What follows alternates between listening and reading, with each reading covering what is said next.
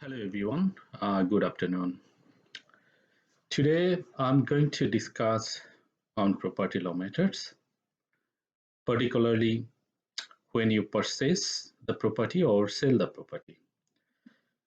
In this case, the people are doing always some common mistakes and error when they sign a contract of sale or engaging solicitor or conveyance. Before going into details, my advice to the people who are planning to buy a property, before signing a contract, I would recommend it is always best for you. It will return your money. It will return the value.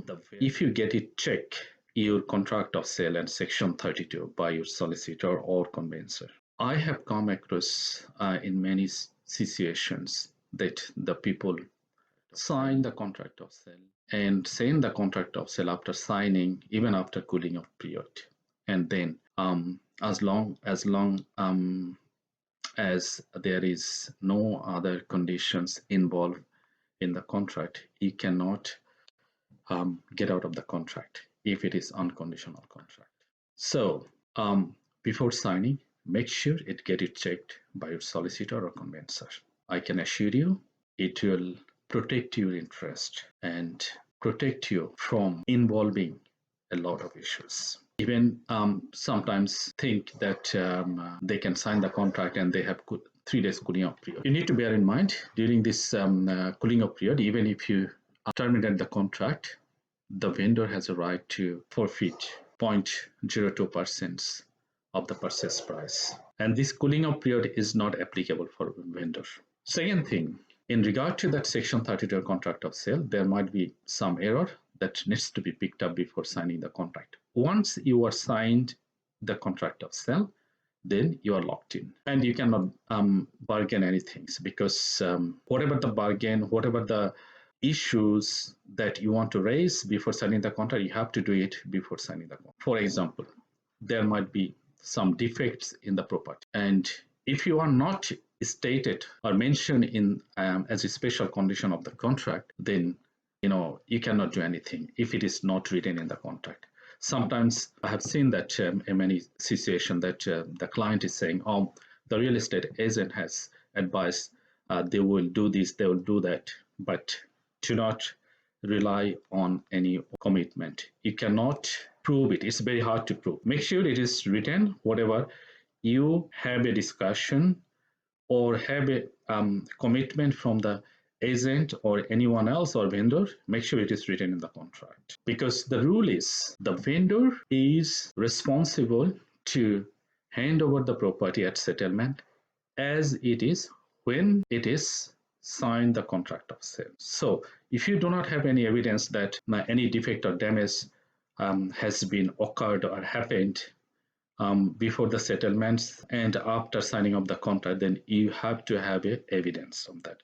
There are many buyers, there are many smart buyers. What they do, they take a video of the whole house. Sometimes they take pictures and they give as evidence that the property was like that before signing the contract. So that's a good evidence to justify your claim. Another thing you need to bear in mind in the house, when you ready house, so you need to make sure whether all the fittings are selling with this property, because sometimes it's a gray area. The people might argue that I have seen that curtain and it should be let at the property. Sometimes the people argue about the other things, for example, lights, the fancy lights and things. Before settlement, the vendor might take it. So it's better to mention in the contract all the fittings in a permanent measures must be sold with the properties. During the inspection of the property, so if anything that you find about the defects or any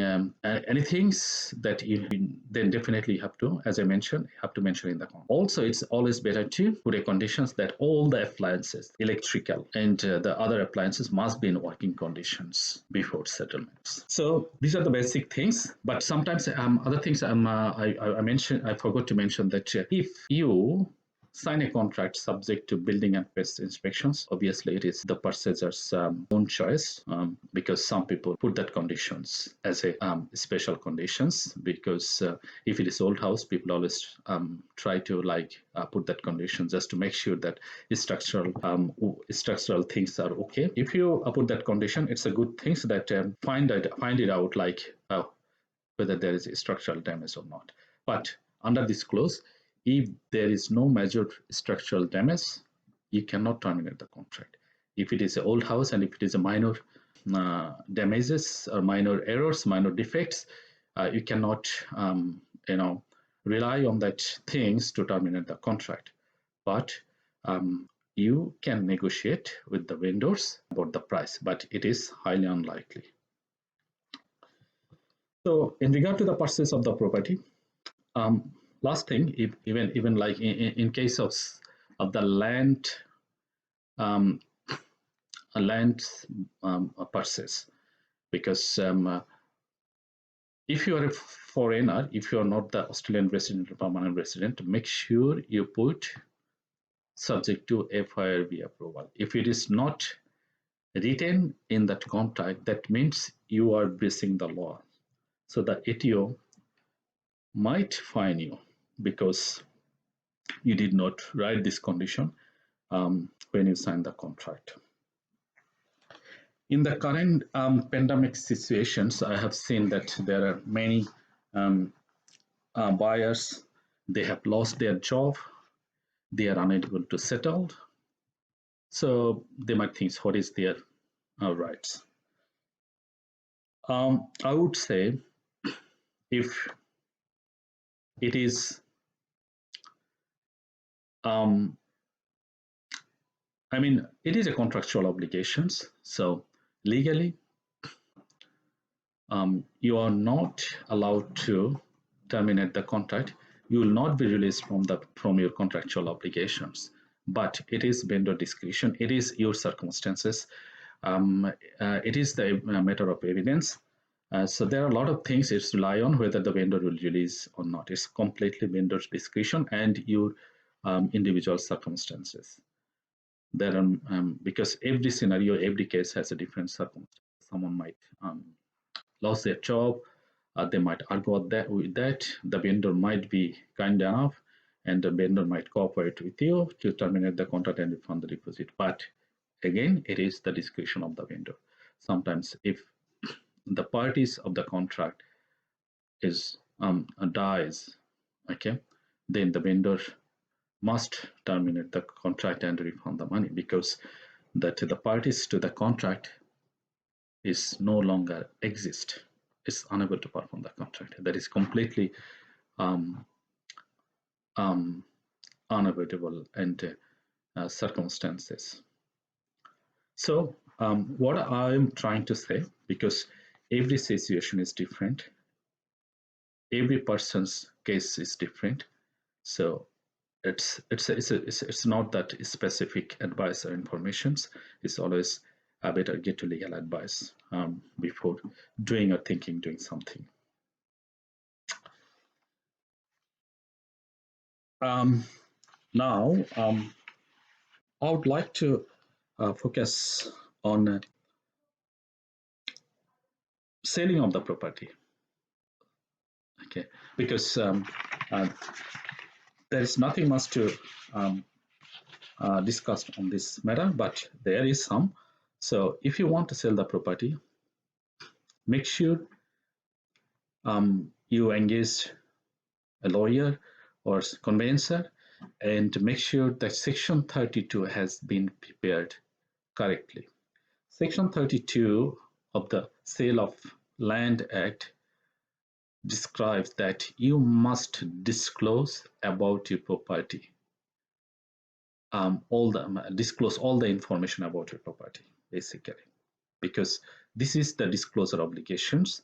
So under Section 32, if you fail to disclose the relevant information about your property, and if you fail to provide the relevant documents in Section 32 at any stage before settlement, if purchaser change his or her mind, they can terminate the contract on the ground of defective section 32. So then it will be that wasted of your time, and you cannot enforce the contract against the purchasers because the section 32 was prepared incorrectly, defectively. So you cannot enforce the purchaser to perform the contract or forfeit the deposit or sue the purchaser for non-performance of the contract. So I think today I have discussed on property matters, especially on conveyancing, on selling and buying property. And for today, I think it's enough for today. Again, so if you have any questions, if you need legal advice, and if you are a resident of Windham City Council, and I'm happy to give 15 or 20 minutes free consultation on any matters. If you need that services, please call my office, make an appointment. As I mentioned that I have allocated one day in each week, Friday, 3 to 6, to give this service. So my office number is mentioned on my Facebook and mobile number is there. So if you need my assistance, you need our office assistance, please call us. Thank you, everyone.